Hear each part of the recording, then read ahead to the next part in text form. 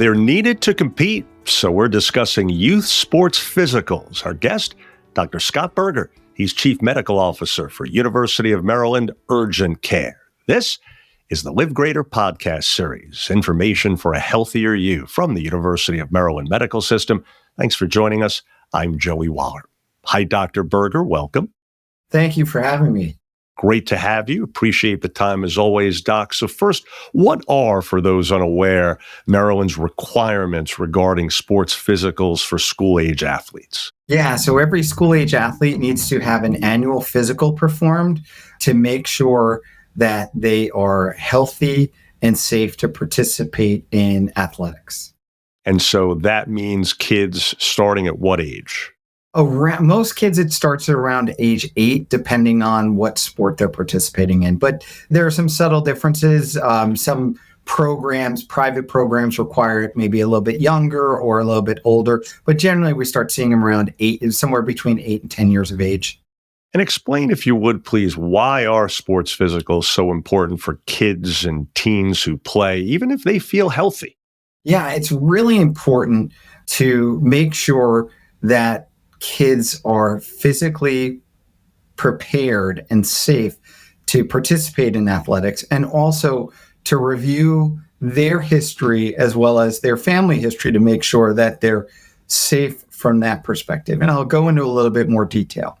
You want to understand about any injuries that a child has had in the past to make sure that they fully recovered and what sort of impact that could have on their participation in sports. You also want to make sure that if they have other underlying medical conditions, say a child with asthma, that that's well controlled and that they have what they need to safely participate in sports. Do they have their inhalers? Are they using them consistently and regularly? Making sure that all these things are lining up for them to be able to be successful in their athletics. If they need to bring any of their medications to sports, making sure that the coach and the school or the program is aware of that so that they know that they can be safely administered. Counseling if they're kids who aren't quite sure how to use them correctly, showing them how to use their medications correctly. So all those things are really important for it. In terms of history, it's also really important to make sure that these kids don't have anything that we would consider what we often call red flags.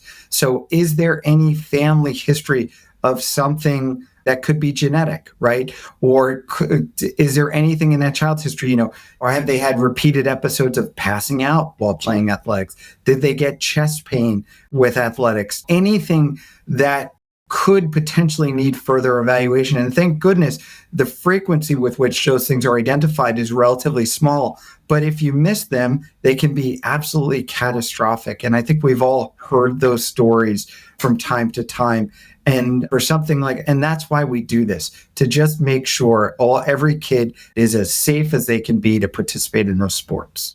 Absolutely. So when is the best time to get a sports physical, and how far in advance should families plan for that? So ideally, you want to start doing it as they're getting ready to start, if they are training for it, right? So say they are a high school athlete and they're training for a season. You want to do it probably a month in advance. That's plenty of time to get into your pediatrician. You can walk into University of Maryland Urgent Care and do it at your convenience. Often schools offer a sports physical clinic day, but give enough time in advance so that if any follow-up is needed, you have the time to do that. It's always challenging when somebody comes in the day before a sports season begins. Heck, I've had kids come in wearing shoulder pads that were pulled off the practice field because the coach realized that they didn't have their sports physical, and they're walking into the clinic and you're telling them, I remember one kid, I was telling him, hey, take your cleats off. I don't need my waiting room all muddied up from you. But we're doing a sports physical then. And thank goodness in that scenario, everything was fine. There were no red flags. So we were able to get that kid back to sports the next day. But what happens if we found something? What happens if there was a red flag or there was something concerning? We said, hey, wait, we got to put the brakes on this. That's incredibly disruptive. And people aren't expecting that, right? And so then when you're telling them your son or daughter can't participate in this until you go see this specialist, And we all know how challenging it is to subspecialists these days. It's not like you can just call and make an appointment for the next day. That could be very disruptive for their season. So that's why I say at least a month in advance. University of Maryland has an amazing collection of specialists throughout the system to be able to connect people. But we have to be realistic about these things. And that's why I say a month in advance is a good time frame. And so once you get it done, what exactly happens during a sports physical typically, and how might it differ from a regular checkup? Sure. So I had a pediatrician give me a really funny description of it. Said the sports physical, you're focusing on really things that could impact their athletic participation.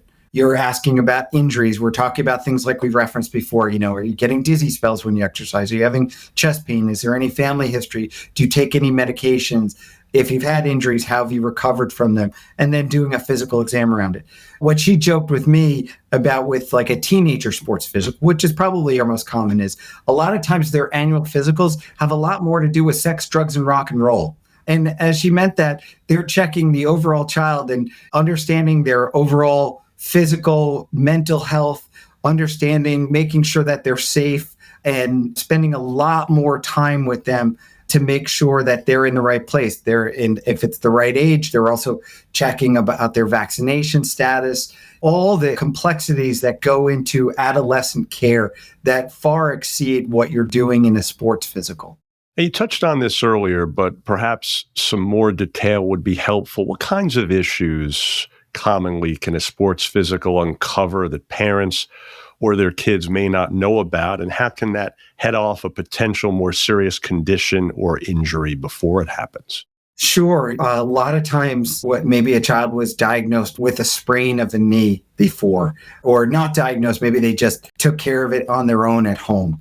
And they come in and you evaluate them, and there's some looseness, or what we call laxity in a knee joint. So you're concerned that there could be a more serious injury there. So you want to send them on for some additional testing.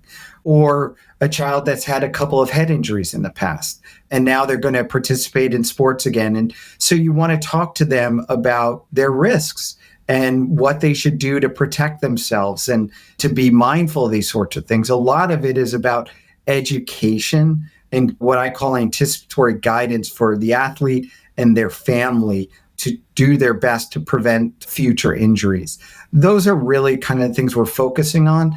From a history perspective, it's really asking questions about that athlete's history as well as the family history to untangle anything. If there are any medical issues that either were diagnosed and were significant in a family member that could be triggered by exertion, or maybe they were never diagnosed because it happened a long time ago, but you just know that, your uncle collapsed while running a half marathon at the age of 19 and he died, and they said he died of natural causes. Well, that could be something far more significant that anybody who's an athlete in the family needs to investigate. To give us an example of that, doctor, the heart would be one, right? If there's been heart trouble in the family, we've seen, unfortunately, you touched on this briefly earlier without mentioning it specifically, but we've seen athletes pass out, even die on the field in high school, in college, and it turns out they had a heart issue that went undiscovered, right? That's right. Yeah, you can have congenital abnormalities that either affect the external structure of the heart, or the way without getting too granular, the way you process some of the cellular membrane of the muscle cells. And if you have channels that are incorrect and sodium and potassium and calcium are not flowing the way that they're supposed to, it can cause fatal arrhythmias.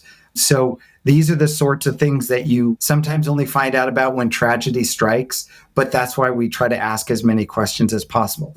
Just referencing how great the University of Maryland medical system could be. And for our folks, we're having a lecture this month by the head of pediatric cardiology, specifically with this in mind, to make sure that all of our people are aware of all these different things and who are the resources throughout the system that we can tap into when we have a child that we're concerned about.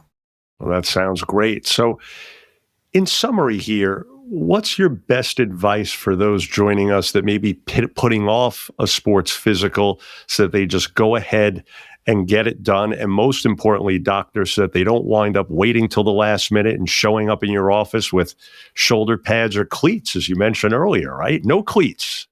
Yeah, I mean, look, at University of Maryland Urgent Care, we try to make it as easy as possible. We're open 7 days a week, 12 hours a day. You can walk in at any point in time and we'll take care of your sports physical. I know most of the pediatricians are very accommodating. They set up sports physical days for this where they're going to see lots of kids and make sure they do it. So I think it's just keeping it in the front of your mind. Okay, Sarah is going to participate in soccer this fall.